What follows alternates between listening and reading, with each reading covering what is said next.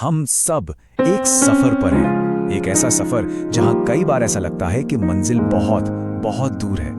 पर सोचिए, क्या हो अगर हार मान लेना कोई ऑप्शन ही ना हो। आज हम उसी जिद, उसी मानसिकता को समझने वाले हैं जो हमें तब भी आगे बढ़ाती है जब शरीर और दिमाग दोनों जवाब दे चुके होते हैं। अब जरा इस सवाल पर गौर कीजिए। अगर पूरी ईमानदारी से इसका जवाब दिया जाए तो क्या लगता है, क्या और ज्यादा किया जा सकता था? मुझे लगता है ज्यादातर लोगों का जवाब हाँ ही होगा। और बस यही एहसास इस पूरी बातचीत का सेंटर पॉइंट है, हमारी असली असीमित क्षमता। ये एक बहुत ही पावरफुल आइडिया है कि हम आज जो कुछ भी हैं, जो कुछ भी हासिल किया है, वो हमारी असली काबिलियत का सिर्फ एक छोटा सा, एक मामूली सा हिस्सा है।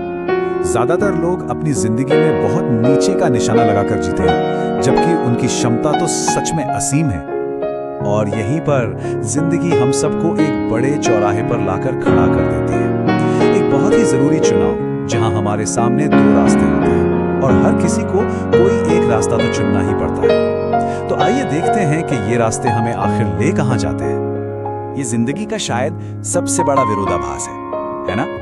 एक तरफ है आसान रास्ता जो हमें कमजोर बनने के लिए फुसलाता है, पल भर की खुशी देता है, लेकिन असल में हमें एक मुश्किल जिंदगी की तरफ धकेलता है। और दूसरी तरफ है वो मुश्किल रास्ता जो मेहनत मांगता है, सही काम करने की मांग करता है, पर आखिर में एक आसान और सुकून भरी जिंदगी की नींव रखता है। तो सवाल ये उठता है कि उस मुश्किल रास्ते पर चला कैसे जाए।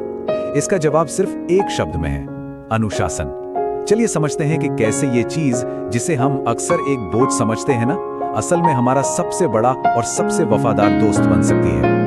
देखिए, अक्सर हमें यही लगता है कि अनुशासन एक दुश्मन है जो हमें मौज मस्ती करने से रोकता है, पर सच तो कुछ और ही है। सच्चाई ये है कि अनुशासन हमारा सबसे अच्छा दोस्त है, एक ऐसा दोस्त जो हमारी देखभाल ऐसे करता है जैसे कोई और कर ही नहीं सकता। तो अनुशासन का असली मतलब क्या है?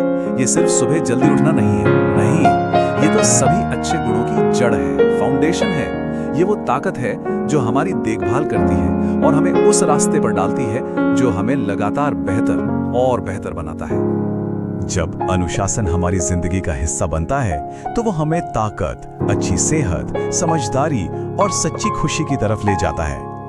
ये उन मजबूत पत्थरों को रखता है जिन पर एक कामयाब जिंदगी की इमारत खड़ी होती है। और ये कोई हवाई बातें नहीं है। अनुशासन हमारी रोजमर्रा की आदतों में झलकता है, सुबह जल्दी उठने में, वर्कआउट करने में, सही खाना खाने में, अपने गुस्से और इमोशंस को कंट्रोल करने में, और हाँ, अपने डरों का सामना करने में भी। मतलब ये हर बार मुश्किल काम को चुनने और ऊपर की ओर चढ़ाई करने के बारे में है। लेकिन सिर्फ अनुशासन ही काफी नहीं होता, उसे चलाने के लिए एक इंजन की जरूरत होती है, एक ऐसी मानसिकता की जो कभी हार नहीं मानती। और ये मानसिकता बनती है भूख और लचीलेपन के एक पावरफुल मिक्सचर से। अब यहाँ भूखा होने का मतलब पेट की भूख से नहीं है, इसका मतलब है सफलता की ऐसी जबरदस्त इच्छा रखना, ऐसी तड़प जो आपको वो काम करने पर मजबूर कर दे जो दूसरे लोग नहीं करना चाहते। क्यों?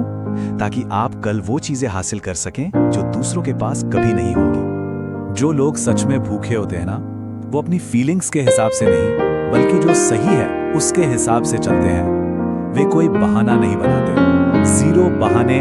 वे अथक होते हैं, कभी रुकते नहीं हैं। वे टीटीपी का अभ्यास करते हैं, मतलब लोगों से बात करें, और अगर वो काम नहीं करता तो वे टीटीएमपी का अभ्यास करते हैं, मतलब और ज्यादा लोगों से बात करें। वे बस रुकते नहीं हैं। और यहीं से बात आती है लचीलेपन की, रेजिलियंस की।